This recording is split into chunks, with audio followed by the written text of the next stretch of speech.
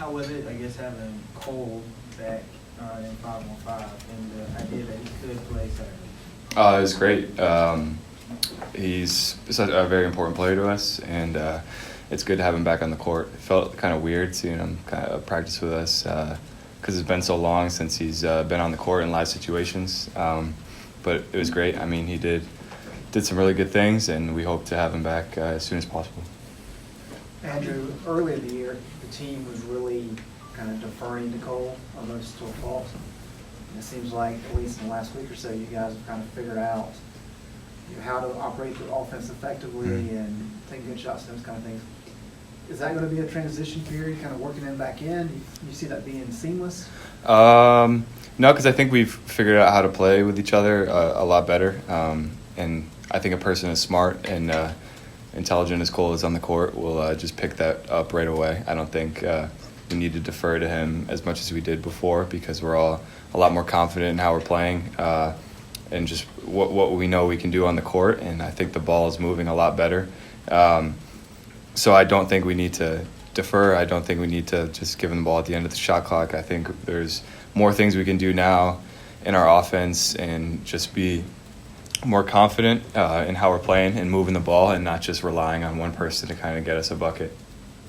How much of it was a process when he went down, just getting to this point, just kind of going through some of the discomfort that like you guys had? Yeah, I mean, obviously we lost a few games, so it was tough trying to figure it out without Cole because he's a huge part of our team, and to lose our leading scorer that early in the season was tough because we had to figure out where the other points were going to come from and how to stop guys and be a better team defensively. But I think ultimately these past couple games and over the past couple weeks we have kind of figured it out, and we were really turning a corner.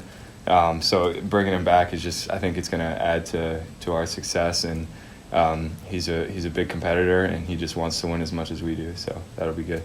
Andrew, obviously you guys are bringing energy every practice, but it's a little different this week, coming off a 2-game win streak with potential of having a playmaker like Cole come back? Yeah, for sure. We feel very confident going into this game, but we can't get overconfident and kind of fall back to, we won 2 games, like we're going to be okay, which is not the case because we need to string more together and we need to win more games if we're going to have a shot at playing later in the year.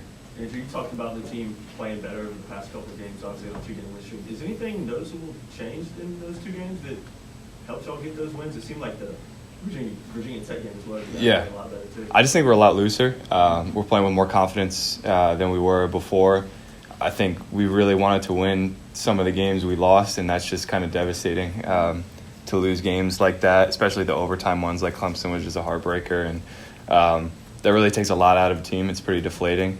So to get back up afterwards, I think it shows a lot of resilience from our guys, and that's been our mantra this year. I mean, we've been like killed by injuries and you name it, like we probably have had it done to our bodies. So and it hasn't just been one person, it's been everybody, and everybody's fighting through stuff. So to come back and get those wins, it really means a lot, and we're just going to try and keep pushing forward. Does it mean even a little bit more knowing that you guys got a couple wins before Cole comes back? Yeah, no, it means like we can do this. We're all talented basketball players. Like we know how to play, and what coach wants us to do is just a matter of doing it.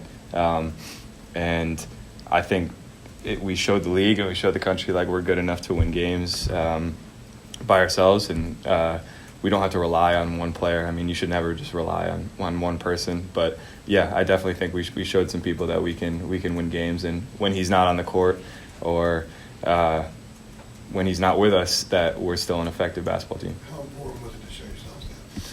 I think that was probably the most important thing. We're all good basketball players, like I said, but we're gonna be fine without it. Like it's just a next man up mentality. So you can't really put all your eggs in one basket with one player. You gotta prove to yourself at some point that you can do this. And I think the last few games we've really shown that we could. I know you guys are a team who likes to improve day by day, but isn't that when you're in the position that you're in now, to that all hard not to look ahead, see what we gotta do. Yeah, I mean, you're always looking at that, but sometimes, like today, like we got to just focus on BC. But we're looking ahead to some of the really big games, like we got Florida State and Duke coming up. But we're not gonna just look over Boston College because we have quote unquote bigger games coming up, because every game is a big game and we need every single game. They played a really good half against Louisville. They're not a bad team by any stretch of the imagination, and we're going to need to bring it tomorrow if we want a chance to win. Talked on it briefly, but is there a different mood kind of off the court with this team now in the locker room, hanging out before practice? Yeah. Tell the difference between that stretch of 5 losses. Yeah, I mean those 5 losses were very hard, and we kind of took it very personally, and we weren't doing exactly what Coach wanted us to do in situations, and we just couldn't make the plays when they were available to us. But now that we got some wins and some momentum rolling, everything's just kind of looser. Guys are happier in the locker room, and I think that translates well for us on the court. We just can't get, I guess, lackadaisical and kind of rest on our laurels until the next game comes up, because we're going to have to keep bringing it the rest of the year. Andrew, back to Jonathan's question. Clearly, the next opponent's the most important one.